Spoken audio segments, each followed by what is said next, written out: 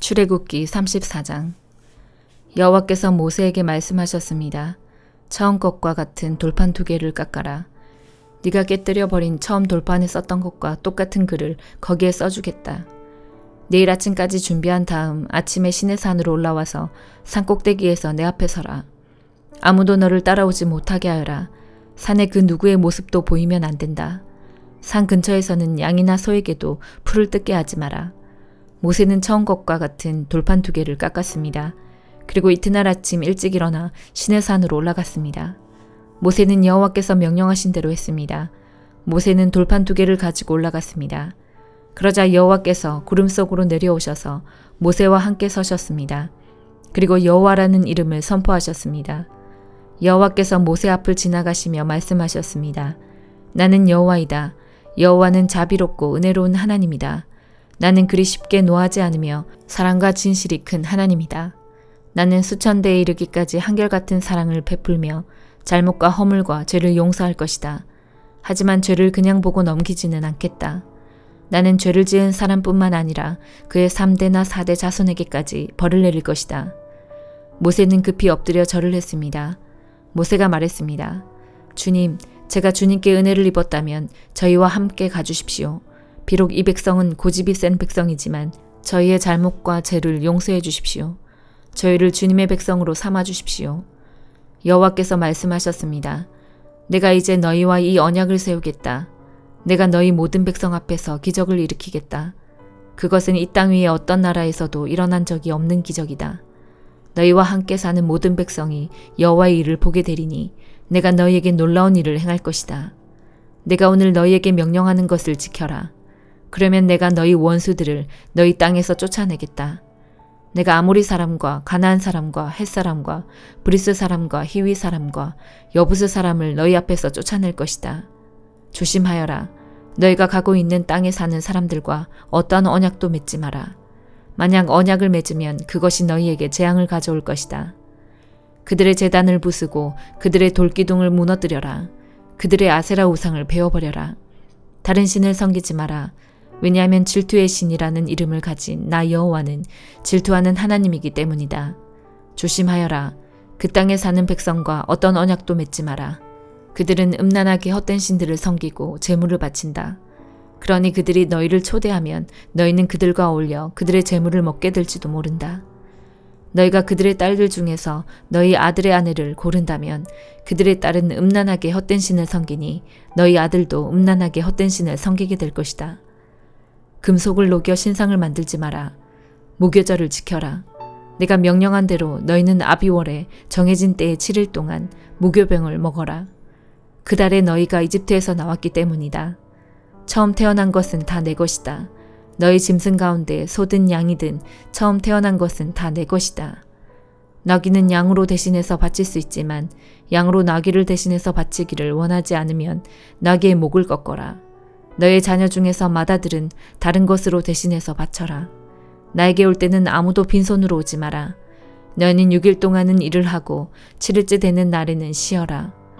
밭을 갈거나 거두는 계절에도 쉬어라. 밀을 처음 거둬 들일 때는 칠칠절을 지켜라. 그리고 가을에는 수장절을 지켜라. 해마다 3번 너희 모든 남자는 이스라엘의 하나님이신 주 여호와께 나아오너라.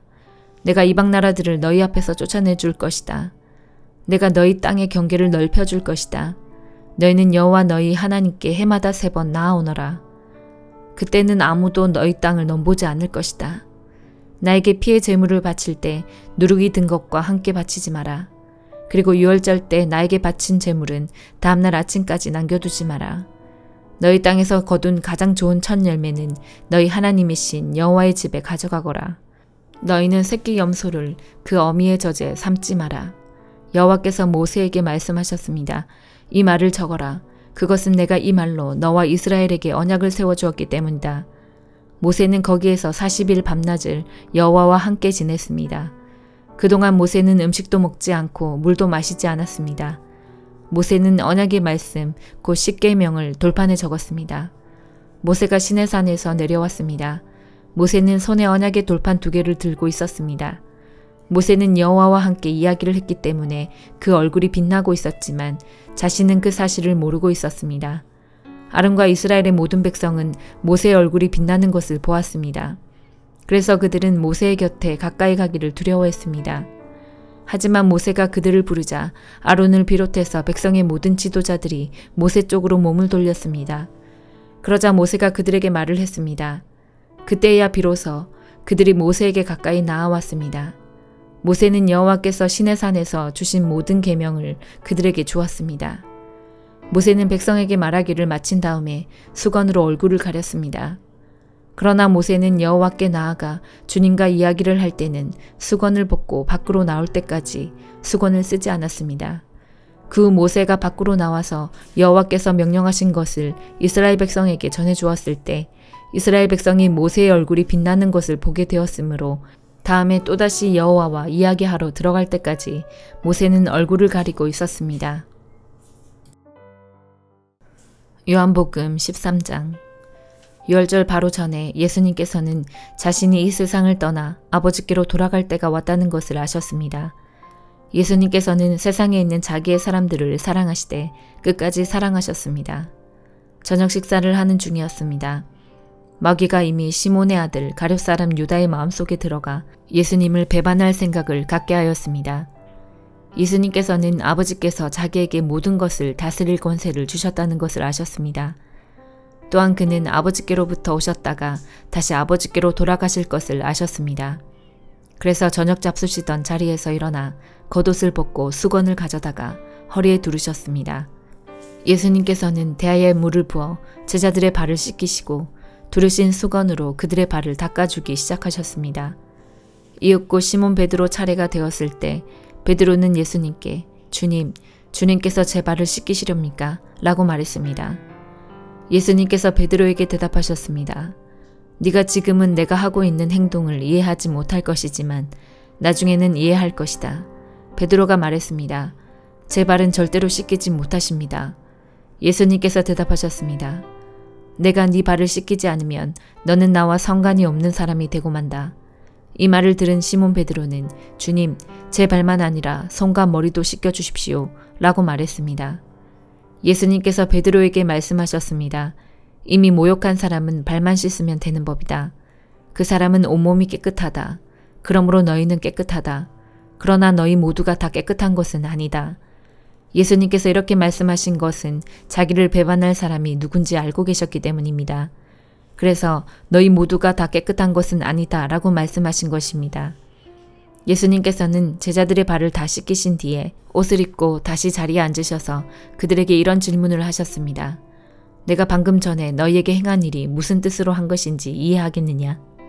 너희가 나를 선생님 또는 주님이라고 부르는데 너희 말이 맞다. 나는 바로 그런 사람이다. 내가 선생과 주로서 너희 발을 씻겼으니 너희도 서로 발을 씻겨 주어야 한다. 내가 너희에게 행한 그대로 너희도 행하게 하기 위해 내가 본을 보여준 것이다. 내가 너희에게 진리를 말한다. 종이 자기 주인보다 크지 못하고 보냄을 받은 자가 그를 보낸 자보다 크지 못한 법이다. 너희가 이것을 알고 그대로 행하면 너희에게 복이 있을 것이다. 내가 너희 모두를 가리켜 말하는 것이 아니다. 나는 내가 택한 사람들이 누구인지 안다. 그러나 내 빵을 함께 먹던 자가 나를 대적하려고 자기 발꿈치를 들었다는 성경 말씀이 성취되어야 한다. 나는 이제 이 일이 일어나기 전에 이것을 너희에게 말한다. 그러면 그 일이 일어날 때 너희는 내가 바로 그 사람인 것을 믿게 될 것이다. 내가 너희에게 진리를 말한다. 내가 보내는 사람을 영접하는 자는 나를 영접하는 것이고 나를 영접하는 자는 나를 보내신 분을 영접하는 것이다. 예수님께서는 이 말씀을 하신 뒤에 마음이 무척 괴로우셨습니다. 그래서 이렇게 증언하셨습니다. 내가 너희에게 진리를 말한다. 너희 중 하나가 나를 배반할 것이다. 제자들은 서로 얼굴을 쳐다보았으나 예수님께서 누구를 염두에 두고 말씀하시는 것인지 전혀 알 수가 없었습니다. 예수님의 제자 중 한 사람이 예수님 가까이에 앉아 있었습니다. 이 사람은 예수님께서 사랑하신 제자였습니다. 시몬 베드로가 이 제자에게 고깃짓을 하여 예수님께서 누구를 가리켜 말씀하시는지 물어보라고 지시했습니다. 그 제자가 예수님 옆으로 가까이 다가가 물었습니다. 주님, 그가 누구입니까? 예수님께서 대답하셨습니다. 내가 이 빵을 접시에 찍어주는 자가 나를 배반할 자이다 하시면서 빵 조각을 집어서 접시에 찍어 가룟 사람 시몬의 아들 유다에게 주셨습니다. 유다가 빵 조각을 받자마자 사탄이 그에게로 들어갔습니다. 예수님께서 유다에게 말씀하셨습니다. 네가 하려는 일을 빨리 하여라. 거기에 앉은 사람 중에는 예수님께서 유다에게 무슨 뜻으로 이 말씀을 하셨는지 이해한 사람이 없었습니다.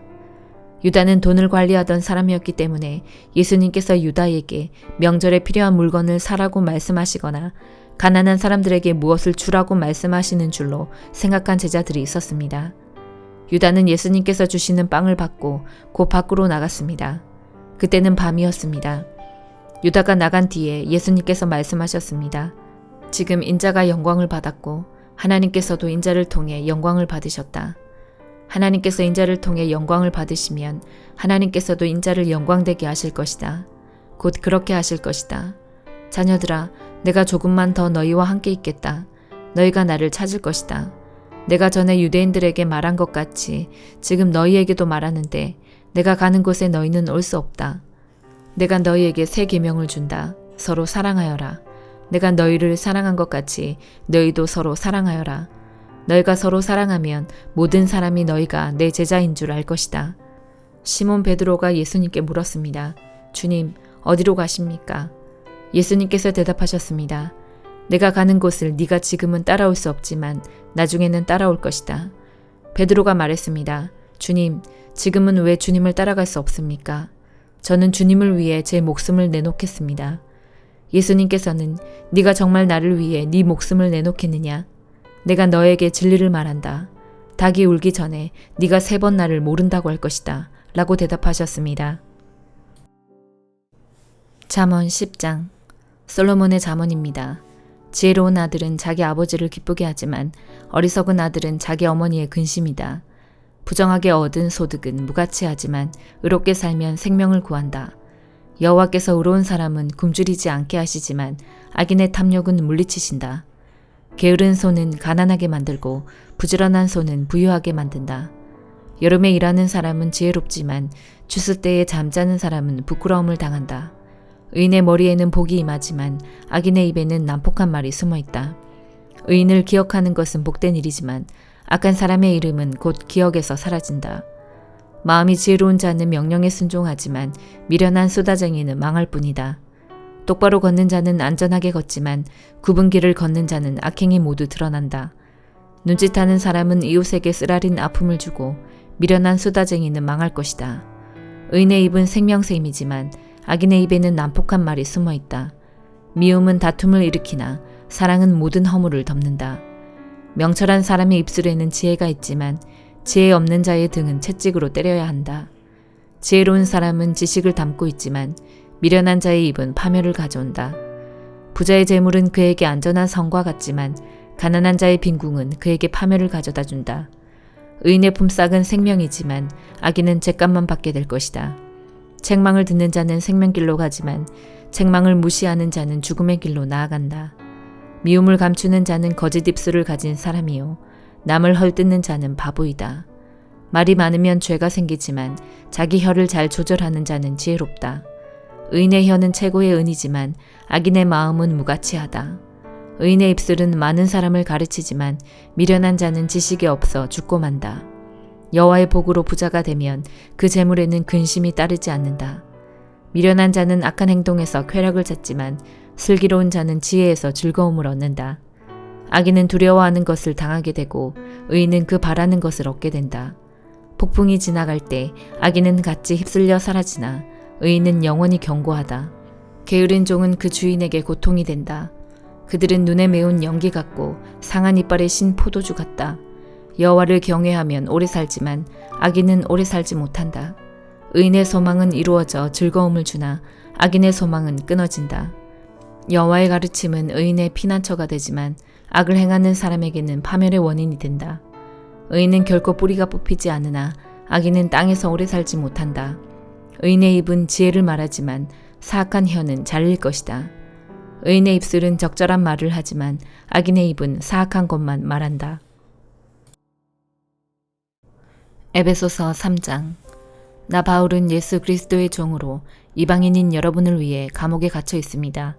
여러분도 분명히 알고 있듯이 하나님께서는 여러분에게 은혜를 나타내시려고 내게 이 일을 맡기셨습니다. 전에 내가 편지에도 간단히 말했듯이 하나님께서는 내게 계시로 비밀스런 계획을 알려주셨습니다. 그것을 읽어보면 내가 그리스도에 관한 신비로운 진리를 어떻게 깨닫게 되었는지 알 수 있을 것입니다. 옛날에는 이 비밀스런 진리를 아무도 깨달을 수가 없었습니다. 그러나 이제는 성령을 통해 그의 거룩한 사도들과 예언자들에게 이 신비로운 진리를 보여주셨습니다. 그 비밀이란 바로 이방인들도 유대인들과 마찬가지로 하나님께서 그의 자녀들을 위해 예비해 두신 것들을 상속받을 수 있다는 것입니다. 이방인들도 유대인과 함께 한 몸을 이루는 지체가 되었기 때문에 예수 그리스도 안에서 하나님께서 약속하신 것을 함께 누리게 되었습니다. 이것이야말로 하나님께서 이방인들에게 주신 기쁜 소식이 아니겠습니까? 하나님의 크신 능력과 특별한 은혜로 나는 이 기쁜 소식을 전하는 일꾼이 되었습니다. 나는 지극히 보잘것없는 그리스도인 중에 하나였으나 하나님께서는 내게 능력과 재능을 주셔서 그리스도를 믿음으로써 누리게 될 부요함을 이방인들에게 전하게 하셨습니다. 이 복음의 부요함은 말로 다 표현하기 힘들 만큼 크고도 놀랍습니다. 이뿐 아니라 하나님께서는 나에게 만물을 창조하신 한 분, 곧 하나님 안에 숨겨진 진리에 관한 계획을 모든 사람에게 전할 임무도 맡기셨습니다. 하나님께서 이렇게 하시는 목적은 교회를 통해서 하늘의 천사들에게 하나님의 무한한 지혜를 알게 하려 하시는 것입니다. 그리고 이 모든 것은 우리 주 예수 그리스도를 통해 태초부터 이루려고 계획하신 일이기도 합니다. 우리는 그리스도를 믿고 의지함으로 두려움 없이 자유롭게 하나님 앞에 나아갑니다. 내가 지금 받고 있는 고난으로 인해 실망하거나 낙담하지 마십시오. 이 고난이 오히려 여러분에게 영광이 되는 것입니다. 그러므로 이제 나는 하나님 아버지께 무릎을 꿇고 기도합니다. 하늘과 땅에 있는 성도는 그분께로부터 참 생명의 이름을 받은 자들입니다. 하나님께서 크신 영광 가운데 성령을 통해 그분의 능력으로 여러분의 속사람을 튼튼하게 하여 주시기를 기도합니다. 믿음을 통해 그리스도께서 여러분의 마음 가운데 살아계시기를 기도합니다. 또한 여러분의 삶이 사랑 안에서 강하여지고 또 깊게 뿌리내려 모든 성도들이 그리스도의 크신 사랑을 깨닫게 되기를 기도합니다. 그분의 사랑이 얼마나 한없고 넓으며 얼마나 깊고도 높은지를 진정으로 깨닫게 되기를 기도합니다. 그리스도의 사랑을 어느 누가 잴 수 있겠습니까? 그러나 그 사랑을 체험하여 하나님의 충만함이 여러분의 마음속에 채워지기를 기도합니다. 우리 가운데 일하시는 하나님께서는 우리가 구하고 생각하는 것보다 훨씬 더 많은 것을 채워주실 것입니다. 교회와 그리스도를 통해 구원을 이루어 가시는 하나님께 영원히 영광을 올려드립니다. 아멘.